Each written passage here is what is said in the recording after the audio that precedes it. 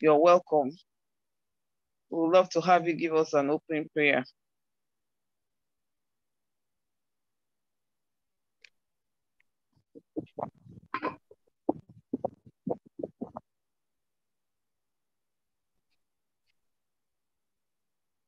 Pharmacist Lawal, can you hear me?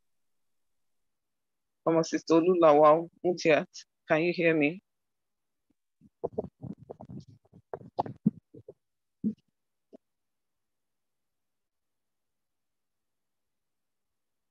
It's 9:05.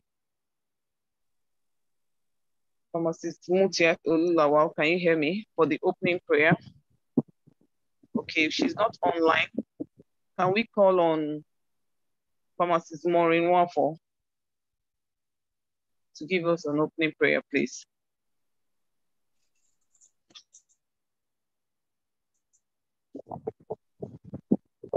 Jesus' name. Amen. God, that we are going to be blessed by what is going to be blessed to all this evening. Pray and take payment control, oh Lord. At the meeting today, your name alone will be glorified.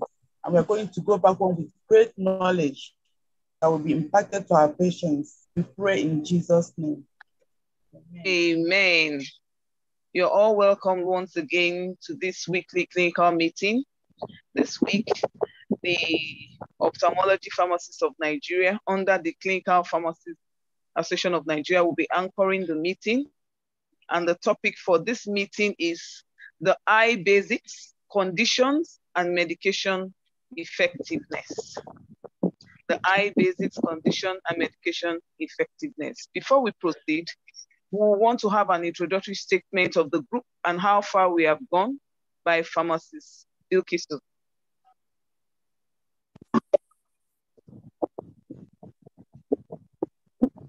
Pharmacist Bilkisu, are you on the line? Yes. Good evening. Good evening.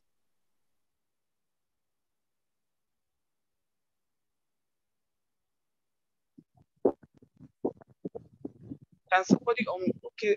Can you unmute?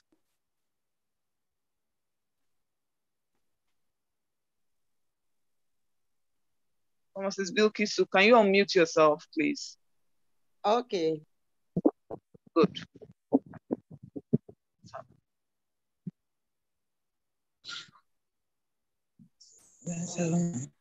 Pharmacist Bilkisu, can you? Yeah, we are hearing you now. Hear me now? Yes, we are hearing you. Hello, good evening. Can you hear me? Yes, we are hearing you. Thank you. Good evening, everyone. Good evening. The Ophthalmology Pharmacists of Nigeria was initially envisioned by Dr. Chinelo Chukwu towards ending of the year 2021. She saw that West Africa Postgraduate College of Pharmacists was advertising different subspecialties, and ophthalmology pharmacy was not captured. She asked why. That was on the national platform of WAPCP. And Dr. Chijioke Onyia replied her that Rome was not built in a day, that gradually WAPCP will get there. It was after this time that Dr. Chinelo started searching for pharmacists who have interest in ophthalmology. She started appealing on different pharmacist platforms. She then collated names of her colleagues who showed their interest. She also opened a WhatsApp chat for open on the 4th January 2022.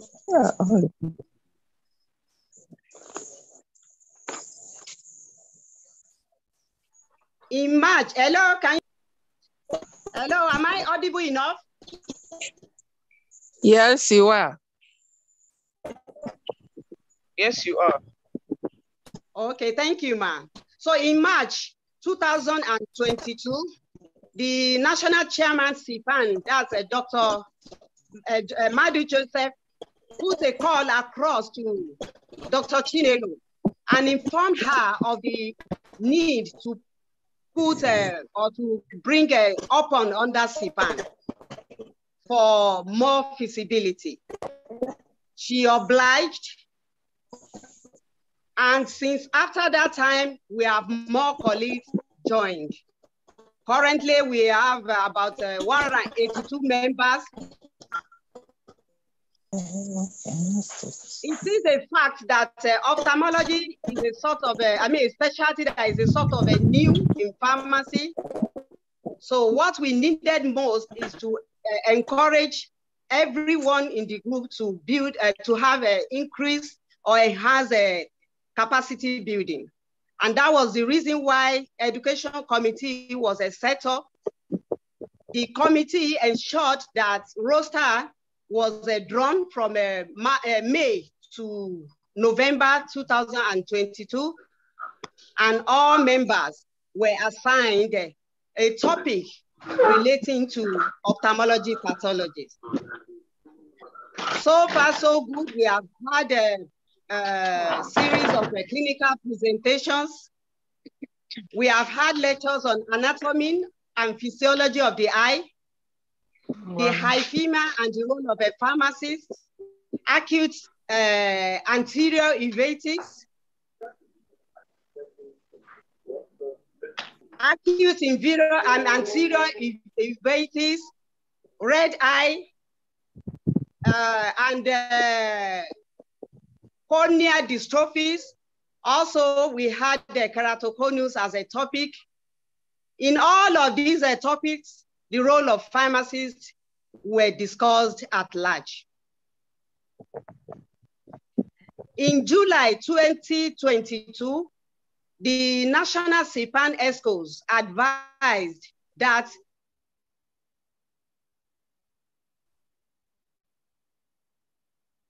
subspecialties page, which we have done just to help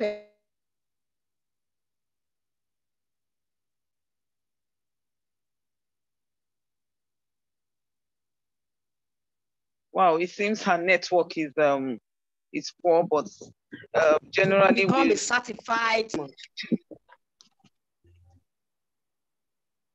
Yeah, thank you so much. We generally have gotten a gist of the introductory statement of this group and how far we have gone. Unfortunately, your network seems to be fluctuating. So I guess you've given us the main information for us all. I guess we were able to understand how we have come so far with this group. Now we go to the next item on the program is the introduction of the presenter. Our presenter tonight is Dr. Chinelo Chukwu, B.Pharm, Pharm D, FPCP Pharm, MPSN, MCPA, AN, Assistant Director, Pharmacy, University of Calabar Teaching Hospital, Cross River State. She's the head of Unit Ophthalmology Pharmacy, University of Calabar Teaching Hospital, Cross River State. She's a member of the clinical governance. She's also a financial officer too of CPAN, Cross River State. And she's the Dex officer of the Ophthalmology Pharmacists of Nigeria. She's going to take us on this topic, the eye basics, conditions, and medication effectiveness. Dr. Chinelo Chukwu, you're welcome. We are happy to have you here, and you have the floor. Good evening, everyone. I want to say thank you once again for having me to deliver this clinical presentation on ophthalmology in pharmacy. The eye, like the moderator mentioned earlier, and the former speaker, the pharmacist Billy Kisu, ophthalmology is not, has not been a very common area that we all are well versed in. Even from school days, it's not a very common area. But now we are able to, we are trying to specialize in it and then make it a very prominent area of our practice and profession. So I'm going to talk much about the eye, anatomy of the eye, and how the eye works. If you can understand the basics on how the eye works, it will go a long way in helping us to appreciate some eye conditions, and also how the drugs are also working, or how the drugs work in such conditions, and how effective ocular medications can be. Okay, so but they need to make me, I'm not yet the host, so I can't even share my screen right now. But before I start sharing the screen, can I know how many minutes I have for this presentation? It helped me to know how I'm gonna work. Can you hear me? Yeah, the meeting is for 1 hour. We're already 9:15. This is already 9:15, so we can say you have like 20 minutes. Okay, please, the host should make me allow me to share my screen. I'm disabled. I can't share my screen, so I need to be able to share my screen. Please, can you go ahead and share your screen? You're your co-host, please. Okay.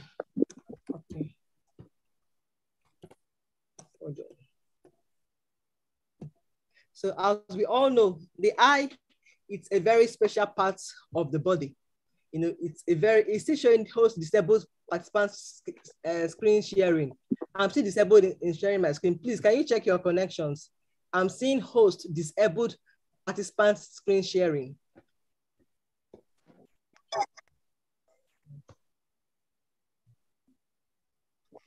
Please go ahead now, please. Go ahead and share, please. Okay.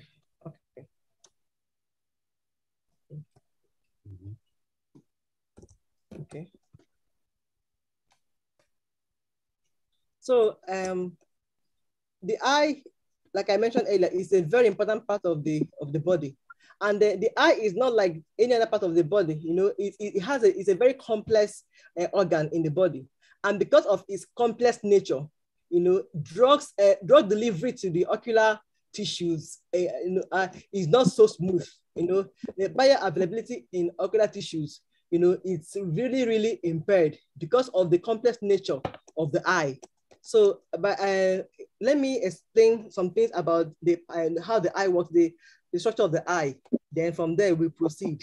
Please, I want you to pay very close attention in this part, because it's going to form the bedrock of our talk this night, or our lessons this night. If you don't listen closely at this initial time, you will not appreciate the whole lecture. So please, really, really give it attention. People that will join us will definitely not appreciate this lecture, So over to, let me, and then the outline of our presentation have anatomy of the eye physiology, ocular barriers, factors affecting intraocular bioavailability, other routes of administration, storage conditions of some ophthalmics, then tips on ophthalmic administration. Okay. I hope you can hear me. Yes, we can. Yes. Okay. The eye anatomy. Are you seeing the screen? Are you yes.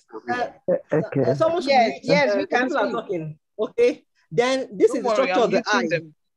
Okay, this is the structure of the eye. This eye structure it looks very little. It looks very kind of a bit simple here, but it's a very complex structure. The eye is protective in nature. You can imagine these small eyes, for you to be able to appreciate your world or see all through. This eye has to be, effective, has to be functional, has to be well protected. So because of the nature of the eye, the tissues around the eye, the tissues around the eye, are kind of a very tough or very kind of a, very complex.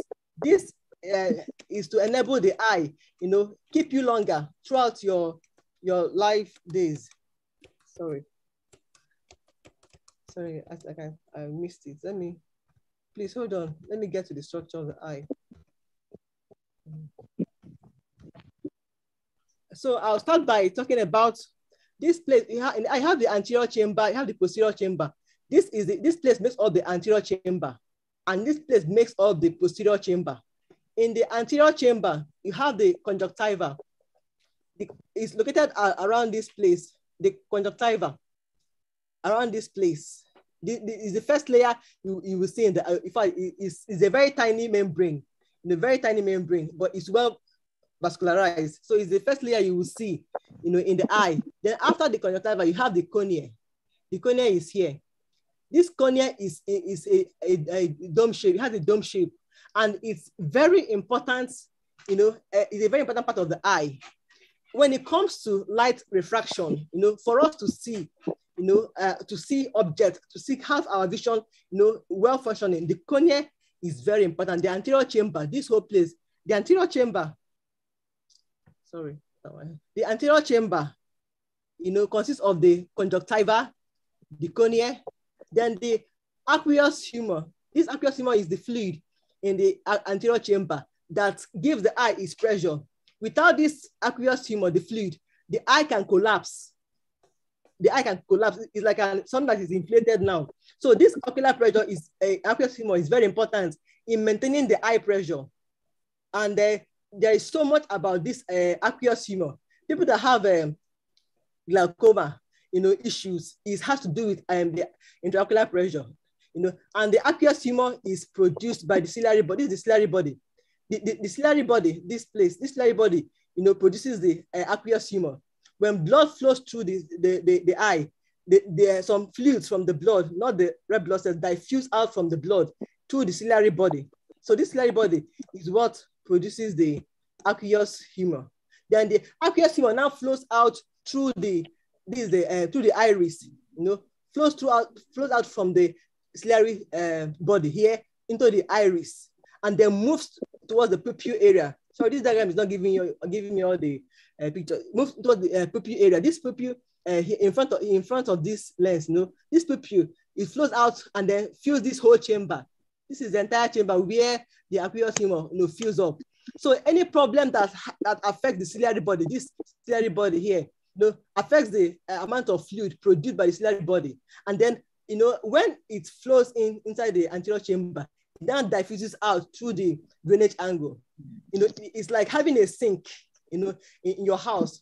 When you're washing the place in the sink, or you're washing the sink, now if you open the tap, water goes into the sink, can fill up the sink, and then drain out from the sink out. So this is exactly what happens in the eye. When the aqueous humor is produced by the ciliary body, it goes out, it goes through the iris, comes to the pupil area, and then flows, covers this whole anterior chamber.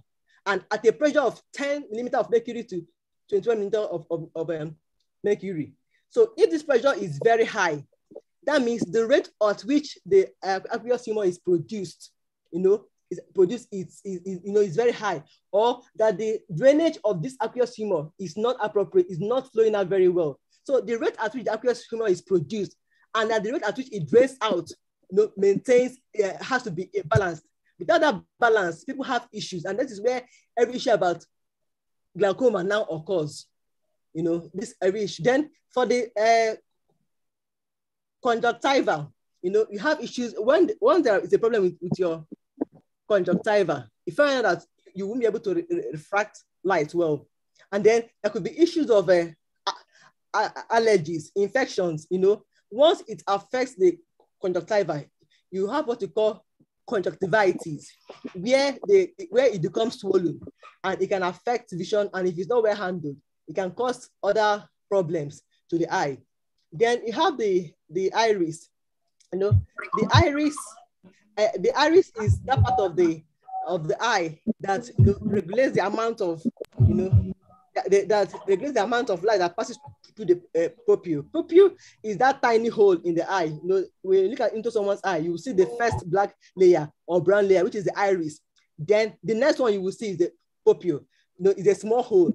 So that pupil you see in someone's eye, that tiny black hole, can contract, can constrict or even dilate, depending on what the iris regulates the amount of light that passes through the pupil. See the iris here. This is the iris. This one here and this one here. These are the things that regulate the amount of, the pupil is somewhere here that regulates the amount of light that passes through the pupil. So when the conjunctiva, the cornea, is not, they're not working well, and iris, then light will not be able to refract well, and then be focused on the retina. when it is now focused, the optic nerve will now transmit it to the brain. It will now tell you what the object you're seeing is. So you find out that the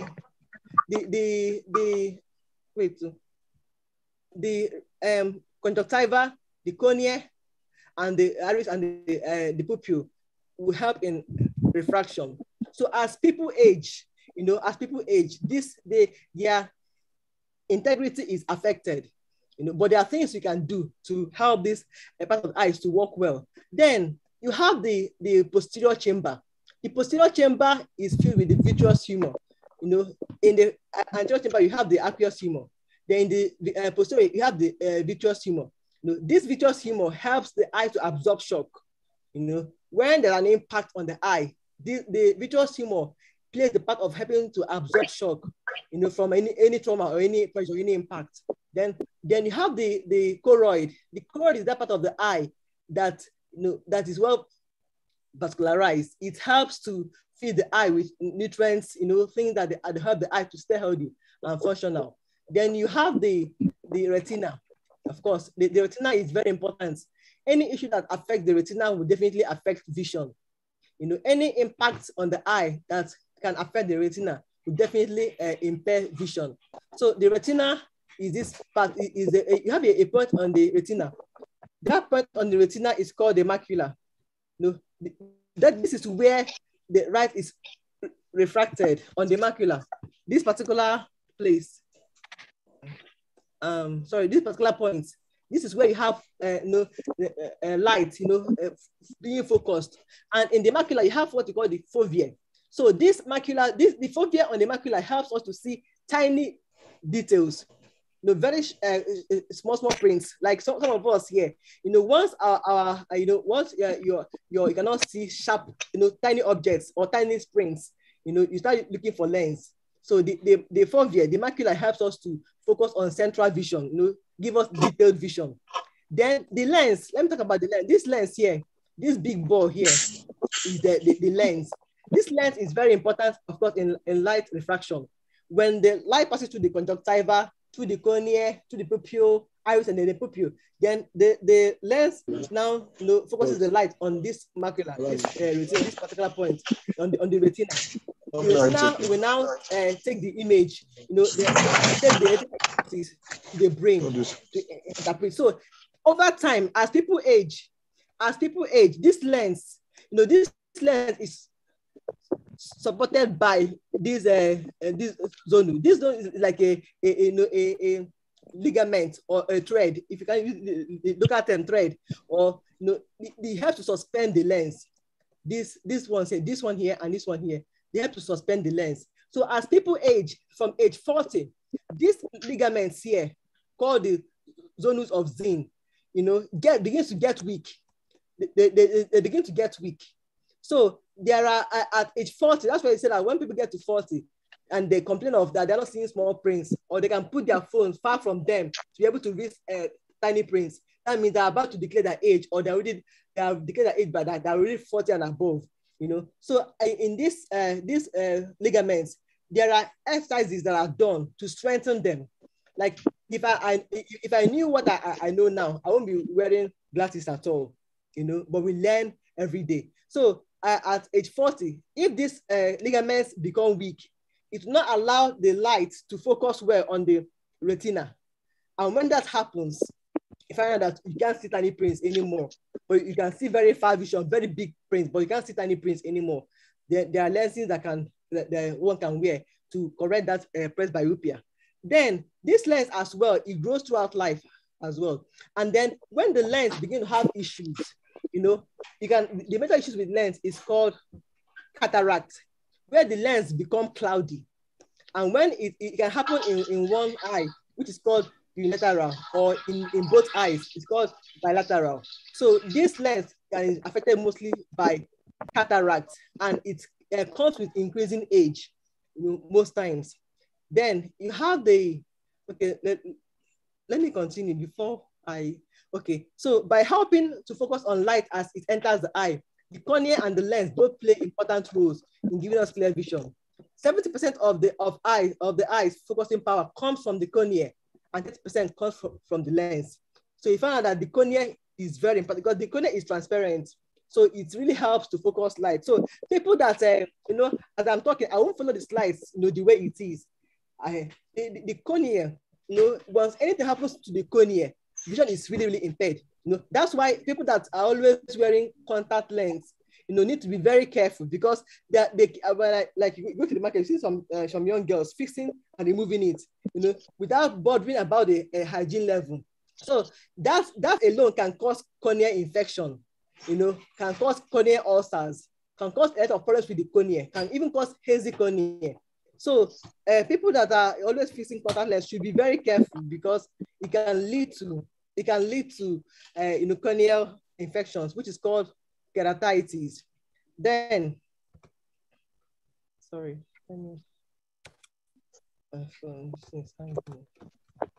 okay.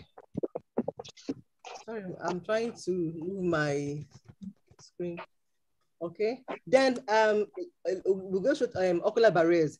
The ocular barriers have the corneal roots. The eye is in such a way that the way the eye is designed.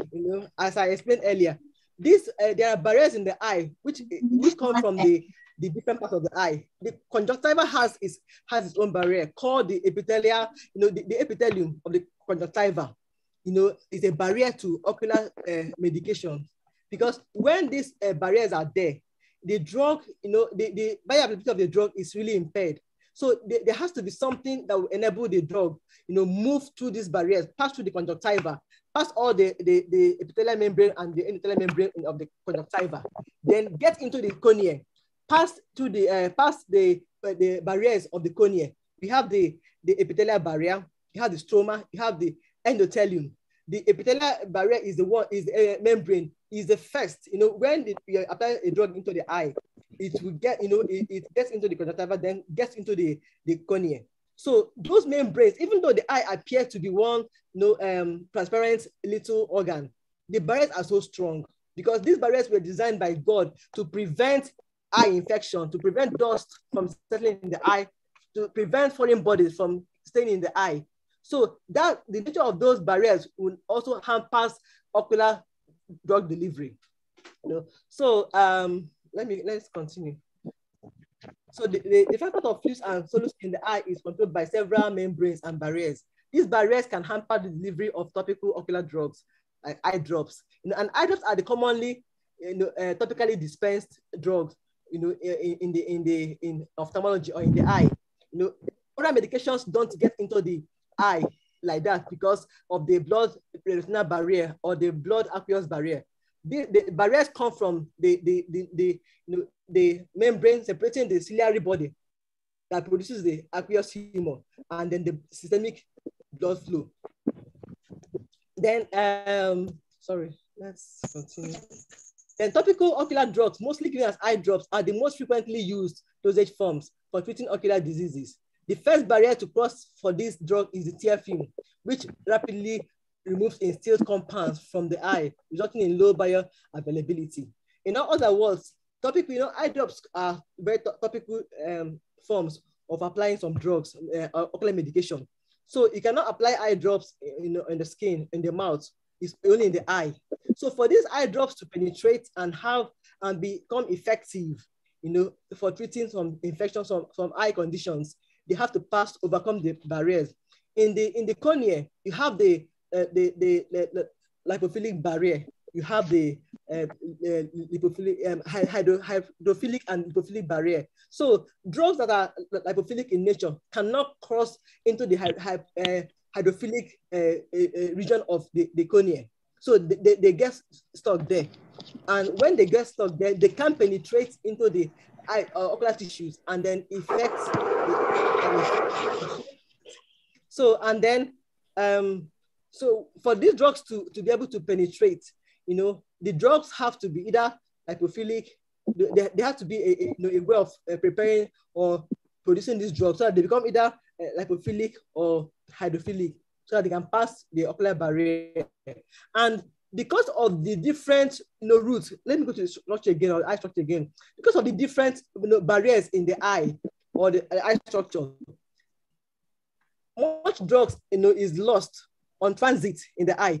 For example, when you have the ciliary body, that from where the blood flows from systemic circulation into the ciliary body, and then the membrane there filters out the other contents, and the leaves of the red blood cells. The fluid flows from the ciliary body into the iris, then to the pupil, to the anterior chamber. So this barrier between the aqueous fluid and the blood is a very strong barrier. So that is why systemic drugs cannot work in the eye, because of that strong barrier. Then the one that comes from the retina, there's a barrier in the retina, from retina epithelial barrier. This barrier will not allow drugs, because the retina has two veins, has one vein and one artery, that major vein that allow blood to flow, supply nutrients to the retina. So these barriers have to be overcome by these drugs to be able to exert effect. So when ocular drugs are applied, topical drugs are applied, a lot is lost on application. That reduces the amount of drug that gets into the ocular tissues, because you can imagine when you apply an eye drop, instill an eye drop into your eye, some will flow out from the eye, run down the cheek. By that alone, much drug has been lost, because the conjunctival sac in this area can only contain 10 microliter of fluid, of aqueous humor. It's only 10 microliter. And the normal eye drops we use contain 25 to 50 microliter of drug. So for there to be equilibrium, if you apply much more than that, then the conjunctival sac will cause a flow out of the fluid. I'm hearing some noise at the background, sorry. Will cause a flow out of these fluids, so that very little drug, about 5% of the instilled drug gets into the ocular tissues. And then you find that it may not exert much effect. That's why sometimes you see in the hospitals, you see some physicians always writing, for example, some eye drops like fluoroquinolones. They'll write one drop of Cipro every 1 hour, every 2 hours for 24 hours. This is to ensure that the drug gets into the ocular tissues, because once some patients apply more than one drop, let's say that they want the infection to go very fast, someone now go and apply more than one drop of medication, the drug is wasted, because the sac is designed to contain about 10 microliter of fluid. So when the tears, the tear, when you put an eye drop, you find out you're tearing, you can have some tears coming out from your eyes. That tear is also a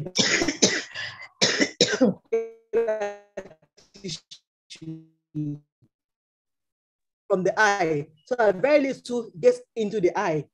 And the eye drop has to be, the fluid has to be within the physiological pH range of tear, of tear. Once the tear, once the eye drop is not isotonic with the tear film, then much is lost, because when it's not isotonic, the patient tears more when the drug is applied.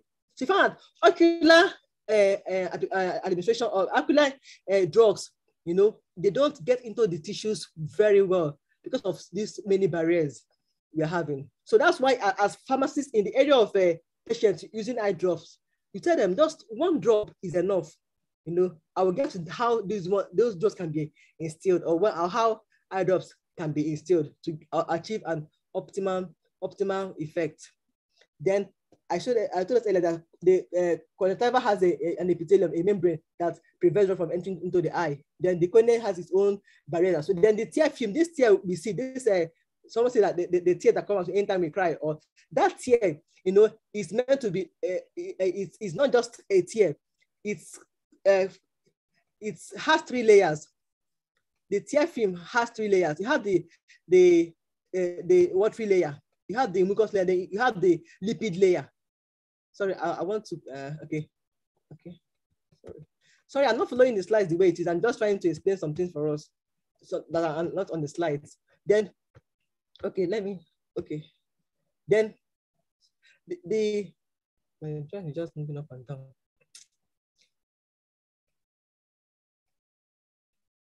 Sorry, okay, the tear film, the tear that comes out from my eyes, the water that comes out from our eyes. This is, my screen is just moving up and down. Wait, sorry. Let me, okay, it has three layers. You know, the oily layer helps to keep the eye, you know, produces the oily part that helps to lubricate the eyes. Then you have the watery layer, then you have the mucous layer. These three layers of tear that are very important in maintaining, you know, having the eye well lubricated. Once anything affects the tear component, the tear film, then the eye, you have what you call the dry eye syndrome. You know, once the watery layer is affected, and the watery layer is produced by the lacrimal gland. Once anything affects its production, the component or the quality of the tear film produced is affected.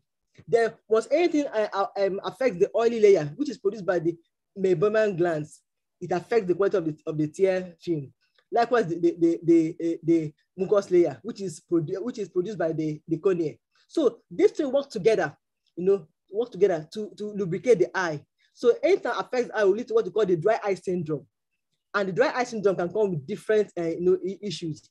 Either the eye is tearing, a patient is producing tears without control, or the eye is so dry, it's reddish, it's painful. And in treating such eye condition, you use the what you call artificial tears. The artificial tears, they come in different forms, but they're basically polymers, you know, that help to lubricate the eye. So you have the non-corneal route, you know, through which those can also be given into the ocular region. The non-corneal route, you know, you have the scleral route, you know, you have the retinal route. You have what you call the intravitreal route. The intravitreal route is when you bypass the anterior chamber, the front of the eye, and then inject directly into the vitreous layer. That layer that has vitreous humor that helps the eye to absorb shock. So you can bypass for conditions that have to do with the vitreous. If you give a topical drug, like any eye drop, you won't achieve anything. So you bypass that anterior chamber because of those ocular barriers, you know, and then go directly to the vitreous. That's called intravitreal. It's usually used in a patient that have a diabetic retinopathy when they want to administer some corticosteroids to them. You know, so it's usually normally a commonly used route. Then you also have what you call the intracameral route. The intracameral route is for the anterior chamber. There are some eye conditions that can be very critical in the anterior chamber, that if you start giving eye drops, you will not achieve an immediate effect or save the vision. In that case, you give an injection directly to the anterior chamber. That's the intracameral route. Then you have the subconjunctival route, you know, where that is below the conjunctiva, where the drug is administered, and the drugs that are put in that route, they can go into the systemic circulation, you know. Then you have these are the common routes, but the most important route is the topical route, where you have those are usually applied or instilled in the aqueous chamber of the eye, where you have the conjunctiva, the cornea, and the iris, and the other parts of the anterior chamber. So these are the commonly used drugs. You can use the suspensions, ointments, and a few other eye drops. Then, okay, let's get to this. So as you can see here, this is where you have the topical drug administration. You know, this is the anterior chamber. Sorry. Okay. So let me let me move fast. Then this is a summary of what I was trying to tell us, you know, about ocular medications. This is the active pharmaceutical ingredient in tear fluid. You know, I said tear fluid can also be a barrier to ocular drug delivery. Then you have the amount of drug absorbed in the eye, in the ocular tissues, is about 5% of the totally administered drug. 5%. Then in this 5% is absorbed. It goes, part of it still goes into the corneal route. You know, part of it goes into the corneal route. Then and also the conjunctiva and scleral route. Then you have parts of them also go into the aqueous humor. from the aqueous humor, it can go to the ocular tissues, or it can go into the systemic circulation, through the conjunctiva, through the nose, through the lacrimal drainage. That's why when some people I use some eye drops and overuse it, probably applying more than one drop into the eye. Some of them are drained into the nose or the lacrimal drainage, and then lost into the systemic circulation. So that's why when people apply eye drop, they're advised to apply the eye drop away from the nasal area, and then pull down their eyelid, and then instead the eye drop, so that you don't have much of the drug escaping into the systemic circulation. And these ocular eye drops, the ophthalmics, the eye drops can also cause some systemic side effects. For example, a drug like Timolol, is an anti-glaucoma drug, or a drug used in a ocular hypertension treatment. This drug is a beta blocker. So when someone who is asthmatic is treating for glaucoma, and then now instills this eye drop, the person can go into asthmatic attacks immediately, because the drug is absorbed much through that conjunctival area into the systemic circulation, and from there, the attack will now ensue. So such people should not be allowed to use a Timolol. They should be discouraged from using Timolol. The right alternative should be advised for them to use. So as far as the ocular route is very small, it's so complex, and much drug is lost into the systemic circulation. Much of the drug is lost there. Then you have the precorneal fluid drainage. There's the fluid, of course, it's still like the aqueous humor. There's a fluid before the cornea. Yeah, I'm coming. The drugs are also lost in the precorneal fluid. Up to 80% can be lost. So very little enters the ocular tissues. Then, okay, let me talk about how some eye drops are stored. Some of us as pharmacists, we are not really keeping some eye drops or storing some eye drops at the right temperature. For example, some anti-glaucoma agents like Zalacom, Zalatan, are meant to be stored in the refrigerator, and then before it's used. But once it is opened, you don't store it again, because if you store it again, it will definitely, in fact, the drug will get hydrolyzed and won't be effective. So you can imagine somebody who has a raised intraocular pressure, applying a drug kept in the fridge to work well, and the person is not, the pressure is not going down. The pressure, it would be like maybe she got a fake eye drop or it's not working. Meanwhile, the drug is not meant to be stored in the fridge. So you store the drug at low, but once it is opened from the pack, you don't store it again in the fridge. You take it out. Then a drug like chloramphenicol, people don't know. They keep the drug on the shelf. The drug chloramphenicol is not meant to be on the shelf. Once it is put on the shelf, it's oxidized. So it's meant to be at a very low temperature. So whether in use or before use or after use or during use, it's meant to be in the refrigerator. Once a patient is done with it, then the drug should be discarded completely.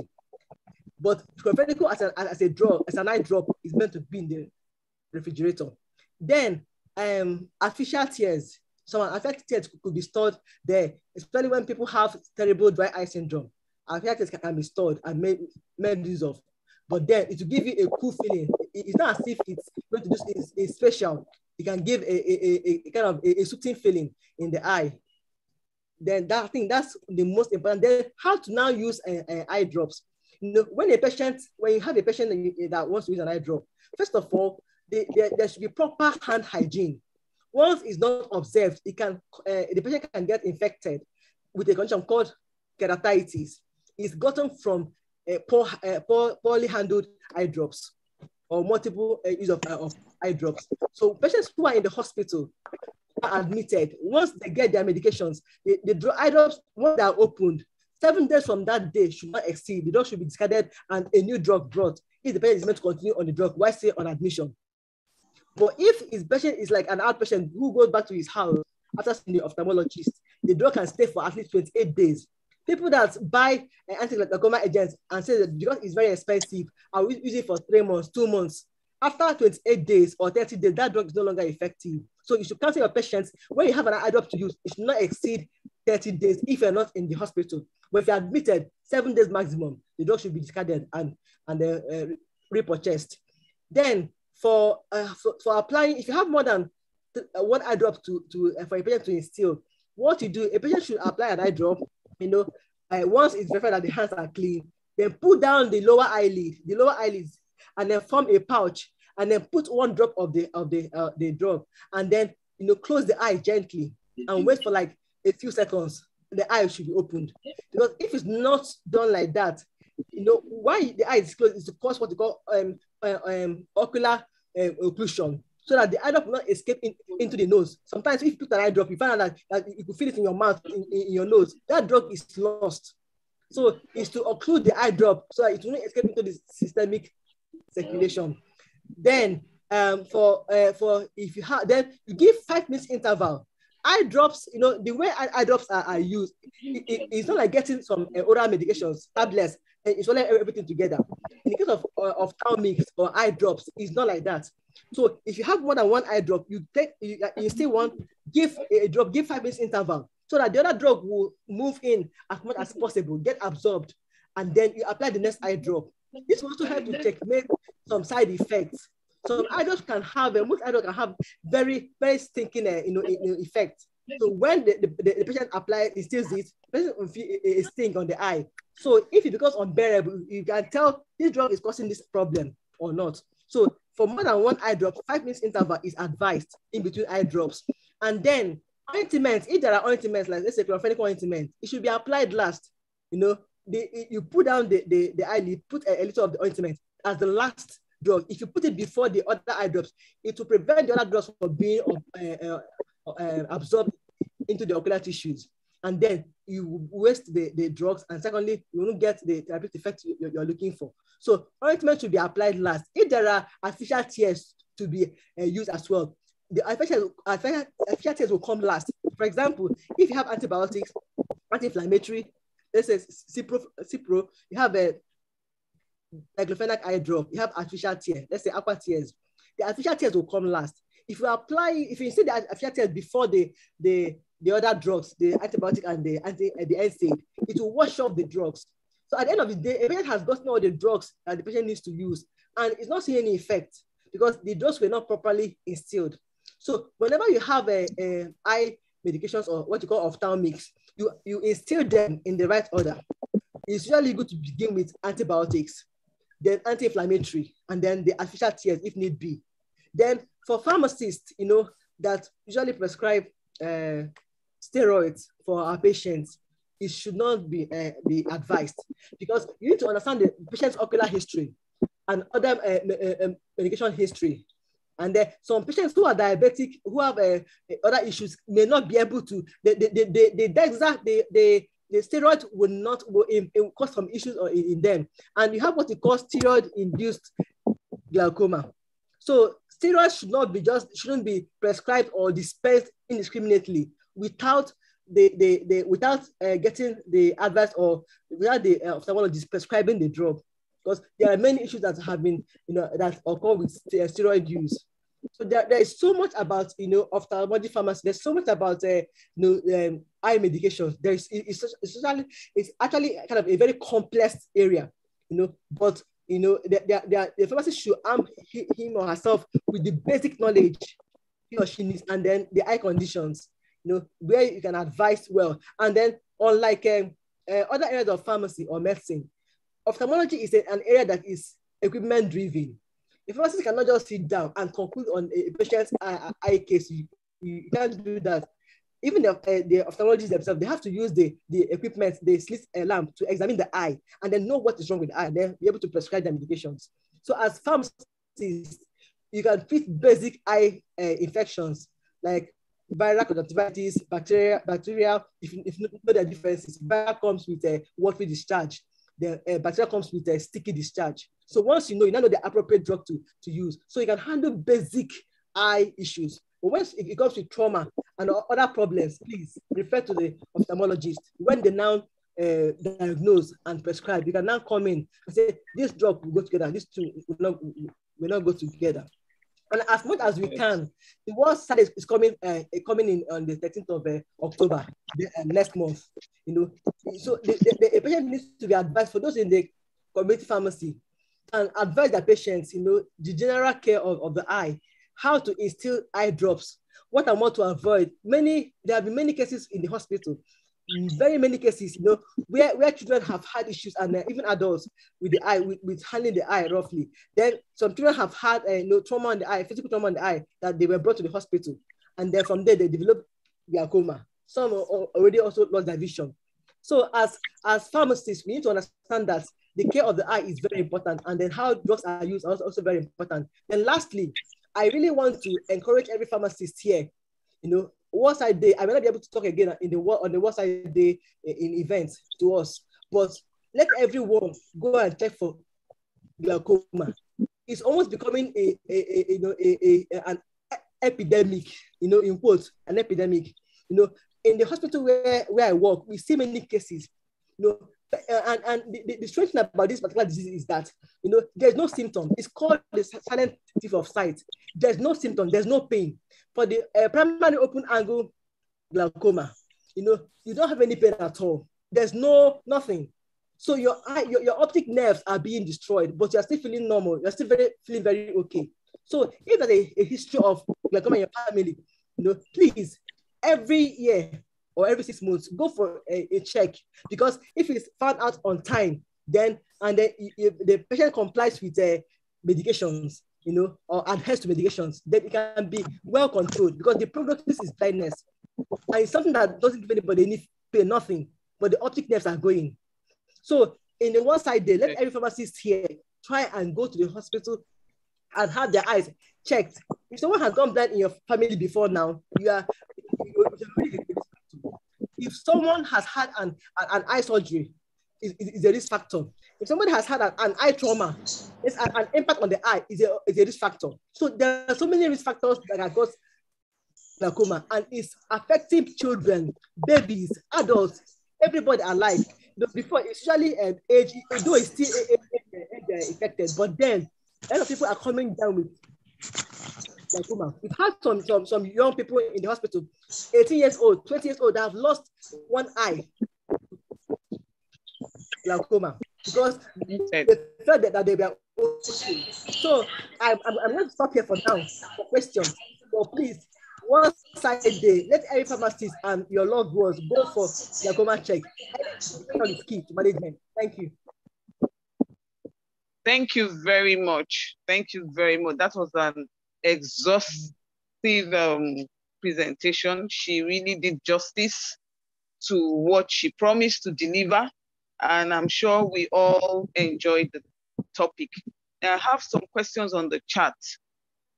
Somebody asked, why should eye drops used in the hospital be discarded after 7 days, while same formulation will last for a month at home? Okay, the reason is very simple. It's a bit of a nosocomial infection. The environment is not very ideal as per hygiene. And then secondly, as drug is being opened and closed in the hospital setting, the chance of the lead, the tip of the eye drop being infected or contaminated is very high. So that's why if you have a patient that has finished a surgery, had a post or has some post-op medications, once the drug is opened and different nurses on duty will come and administer the drug, the patient's relative might want to administer the drug. Then the environment where the patient is staying, they can contaminate that eye drop lead, the tip, and it can cause what we call keratitis in the patient. So you're already having an issue you're dealing with. You're also getting the patient re-infected. So that's why. Okay, another question on the chat. Please, can a patient use 2 different eye drops at the same time? No, I said earlier, it's not advised. Do you know why? The conjunctival sac allows for 10 microliter of drug. So if you put, and I said earlier that the normal volume of tear or the normal volume or the drop we use, the eye drop, is usually between 25 to 50 microliter. In fact, someone said that there's a research that said that if the conjunctival sac is stretched, it can take a maximum of 30 microliter. So if an eye drop has 25 microliter, and you as a one drop of the ophthalmic preparation, and you insert into the eye, actually the eye will tear. That tearing pushes out the drug from the eye. So by the time you now apply another one, almost immediately, you're already not getting any effect from that drug. That drug is not administered at all. So when you give 5 minutes interval, it's absorbed into the cornea before it now goes into the anterior chamber and the aqueous layer region. Then you now instead the next one, it will now go in, and then it will be absorbed. But once you apply a still different eye drops at about the same time, only one will be absorbed. And if it's not taken, that one will be flushed out as well by the others being instead at the same time with it. Yeah. So that is why you don't give at the same time. You give 5 minutes interval before between applications. Okay. Yeah. Another question on the chat. It says, please explain the barriers again in the eye that affects the penetration of eye drops. Okay. The barriers, like from the conjunctiva, you have the epithelial barrier. That one connects with the blood circulation in the entire body. Then you have the endothelial barrier. You also have the barrier between the ciliary body. I said earlier that the ciliary body, is as if it filters blood from the fluid from the blood into the anterior chamber. It goes into the iris, to the pupil, and then into the anterior chamber. So once that barrier, that you have the ciliary membrane, you have different barriers in the ciliary body. Those different membranes, will not allow red blood cells to pass into the eye. Otherwise, all of us will have bloodshot eyes. But you find out that your eyes are white, but are still being nourished. So it filters out every other nutrient from the blood, except heavy molecules, proteins, blood, and the RBCs. So heavy drugs, that's why the oral medication will not work for eye conditions, because the heavy molecular drugs cannot pass through that barrier and get into the eye. So hence the use of ophthalmics, the eye drops. So you also have the blood retinal barrier. That one comes in two parts. You have the retinal pigment barrier and the retinal capillary barrier. So these barriers, in the retina affect some drugs from getting into the eye. So it's only drugs that can work in that retinal area that it would be good to now target. But any drug that has to work in the anterior chamber of the eye, the front of the eye is the anterior chamber. The eye has two parts, the posterior chamber or the back of the eye, and then the anterior or the front of the eye. So any drug that you are targeting for the front of the eye will have to overcome the barrier of the conjunctiva, the cornea, the ciliary body, even the iris itself. And the mucin, there's what you call mucin in the eye, it's a protein. So this barrier has to be overcome for the drug to enter into the ocular tissues and then exert a therapeutic effect. And that's why most eye drops, most eye drops have preservatives. The commonly used preservative in eye drops is called BAC, benzalkonium chloride. This benzalkonium chloride is like a surface active agent. What it does is that, even though it's preserving the eye drop and helping to stay intact, at the same time, it also reduces the tension in the cornea, so that this drug can also penetrate as well into the eye. That's why you can have so many eye drops still working, despite the fact that there are barriers. So this BAC, with the benzalkonium chloride, reduces the tension in the cornea and then allows the drug to penetrate. So in other words, it can be called a penetration enhancer, an ocular penetration enhancer. So, but the side effects of this BAC, there are too many. Number one, they cause what they call ocular surface disease, like dry eye disease, conjunctivitis, and many others. So that's one thing about the barrier. So the BAC in those formulations help the drugs to work effectively in the eye, but with side effects. And that's why people that are using red eye drops, for example, the people that are on chronic medications like anti-glaucoma agents, over time, because BAC is in all those eye drops, That's why pharmacists are now coming up with the issue of combining those drugs. Like if you can have 3 antiglaucoma agents in one preparation, and then having one back being used in it, so that the patient will not have different, instill different preservative from different eye drops at the same time, and then be predisposed to ocular surface disease, like such as dry eye syndrome. I don't know if I've answered your question. Yeah, another question. What is the rationale behind keeping thermolabile eye formulation outside the refrigerator once it's open? Like we're told by the rep, usually in our pharmacy before 4 years before now, we used to tell patients, when you get your eye drops, like Zalatan, all those drugs that are meant to be in the refrigerator, even when you open it, still put it back in the refrigerator.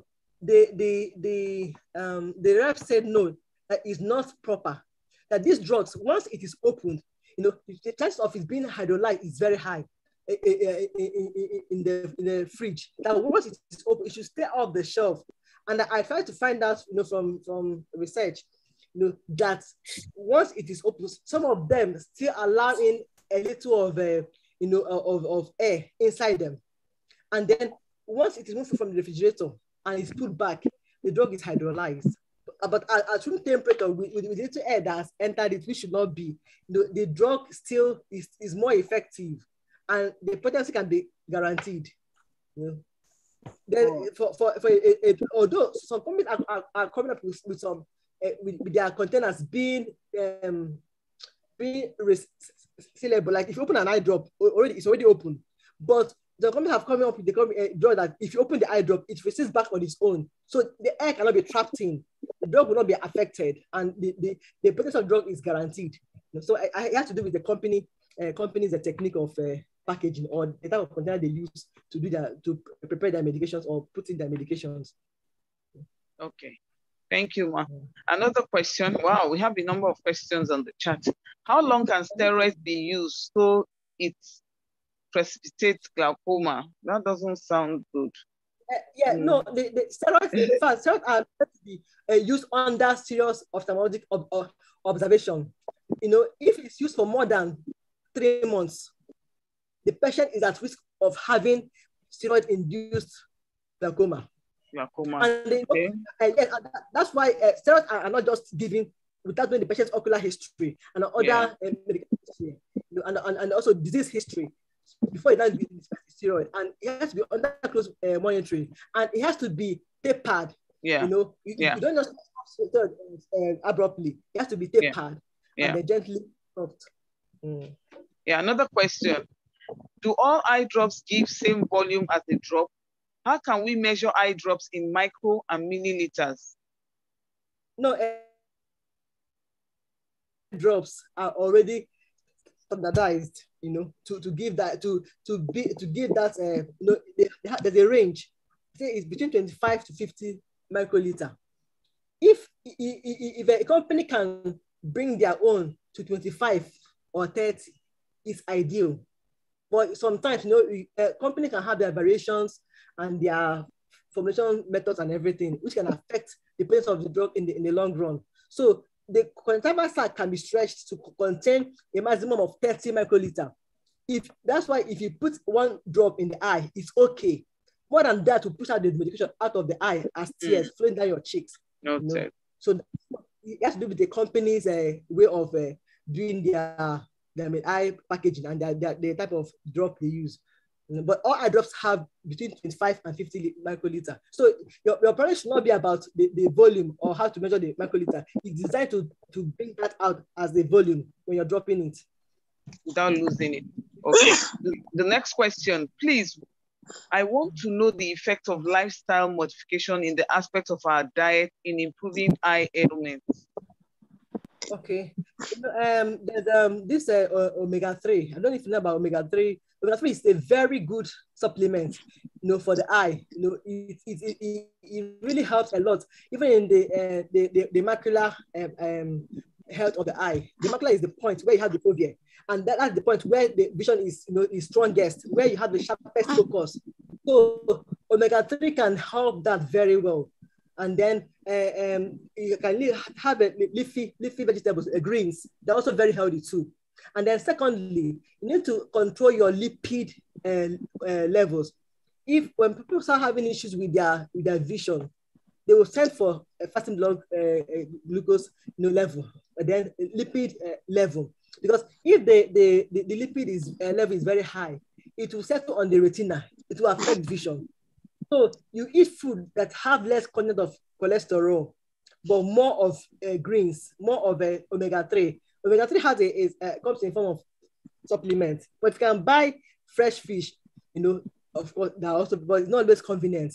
If you can always buy fresh fish and eat mackerel, eat frozen, other frozen food, they have high content of omega-3 in them. Or you can get the supplements and take them daily. They really help a lot in the health of the eye.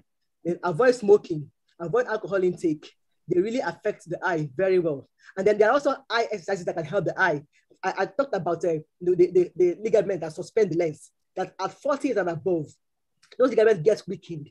So, but there are eye exercises that can help you to strengthen those ligaments. If I knew about these things earlier, I won't be wearing glasses. So the eye, you move the eyes up and down, your iris, move it up and down, move it sideways, and then rotate the eyes. If you do it once every day, you can do without glasses for almost at 80. Because all you need to do is to strengthen those ligaments that suspend the lens, so that it will remain strong, become firm to always refract light well without being shaky or being weak. So you can see a very tiny vision. So even though you're wearing glasses now, artificial lens, you can still be doing that exercise. It will make you not to go into wearing heavier lenses. So you strengthen the eye muscles by doing those exercises, because it's called the accommodation exercise that helps the eye muscles the lens to be firm, the eye muscles to be firm, so that you could see very far or stay close without squinting your eye. So these are life. Wow, thank you very much. It is obvious the participants enjoyed this presentation. For us to have a number of questions, it shows that they were following you. We are grateful for this presentation. Our next item on the agenda is remarks by our CIPAN chairman in the form of Dr. Madu. Dr. Madu on the line. Yes. Yeah, welcome, sir. Over to you. All right. Thank you so much for calling me to speak. In fact, I was saying that if you don't call on me to speak, I will raise my hand so that you permit me to speak. Yes, I'm very sorry I came in late. I went for a program, a church program, and a lot of issues made me not to come back on time. My car was overheating. I locked the key inside the car, and I had to break the glass so that I can off the engine and join the program. Wow. It wasn't just easy for me this night, but I plan to really attend this lecture. And I didn't know that we have a professor of ophthalmology in pharmacy already. Honestly, I've just said, wow. I've just the few minutes ago that I joined, I've learned so much. And I know that I'll go back to CIPAN YouTube channel to really listen to today's lecture. Ophthalmology actually started. Sorry, are you still with me? Yes, sir. Yes. Ophthalmology was recognized as a medical specialty in the year 1916. It was the first specialty group to be recognized in medicine. And till today, it is waxing stronger. Even in CIPAN, I discovered that the ophthalmology group were existing before we started CIPAN specialty groups. And when we approached them, they agreed to work with us. And that is how they become a specialty group of CIPAN. I want to congratulate this group. Having listened this night to Dr. Chinelo, somebody is interfering. Should I continue? Hello? Dr. Maureen. The admins should mute people that are talking, please. That's that we have almost 4 or 5 admins, please.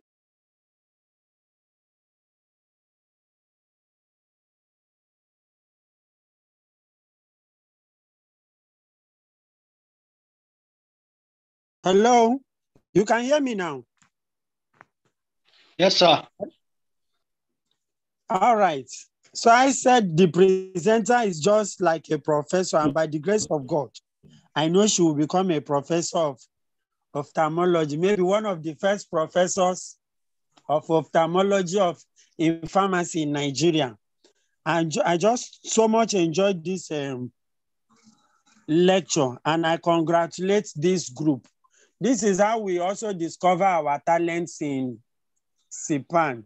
I hope Dr. Chinelo Chukwu will not only be in ophthalmology group, but please be rest assured that we shall invite you over to CPAN itself, because they said the reward for hard work is more work. I'm just too proud. I'm just too happy. Just having listened to you for these few minutes. And most importantly, I want to thank all the participants. When I just checked the attendance, I saw about 70 something. That is just too much compared to some of the lectures. So I want to thank all the participants, and I'm very, very happy that this lecture this night, if up to 77 people can pick it, that will go far. Because those of us who are Christians, we know that Jesus Christ picked only 12 apostles, and look at how Christianity has gone around the world. Even Prophet Muhammad started just in Mecca, and look at how Islam has gone over the world. So CPAN or ophthalmology that has even 77, be rest assured that we are going to go beyond the world. Thank you very much. Thank you, sir. Dr. Madu. Thank you so much. So we now have a vote of thanks. Is Pharmacist Mutiat still with us? So she can give us a vote of thanks. Sorry, please, excuse me, please. We asked a question whether the presenter can leave her phone number. Please, we'll appreciate that. Thank you.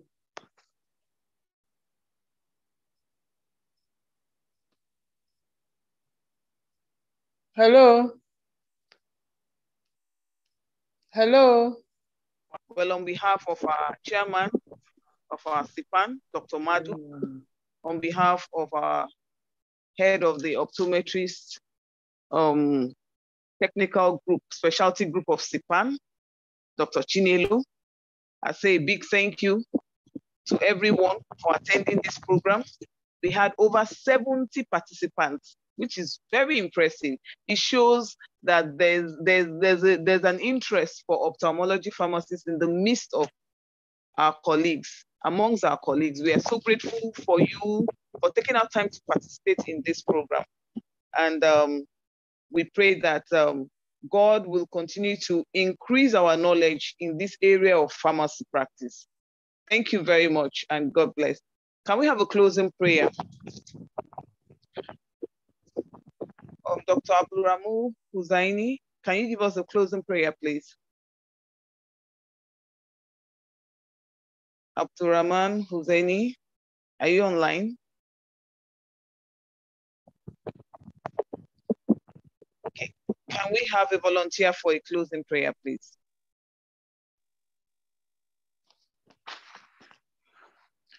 Please, can we have the contact of the presenter, please? Thank you. Yeah, we said you should join the ophthalmology group. You always have our access there. We always have our What must I be in the ophthalmology group? I just want to learn. I'm in another group. I just want to ask questions. Do I have to be a member of the group? Okay, you get that contact. Can we have a volunteer for the closing prayer, please?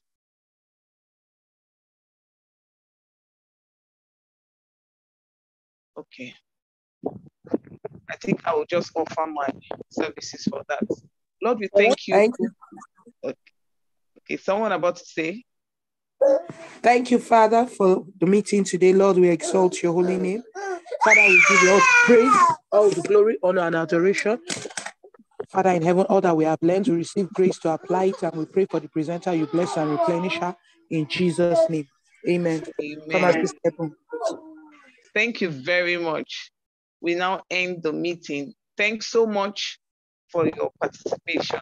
Good night, all.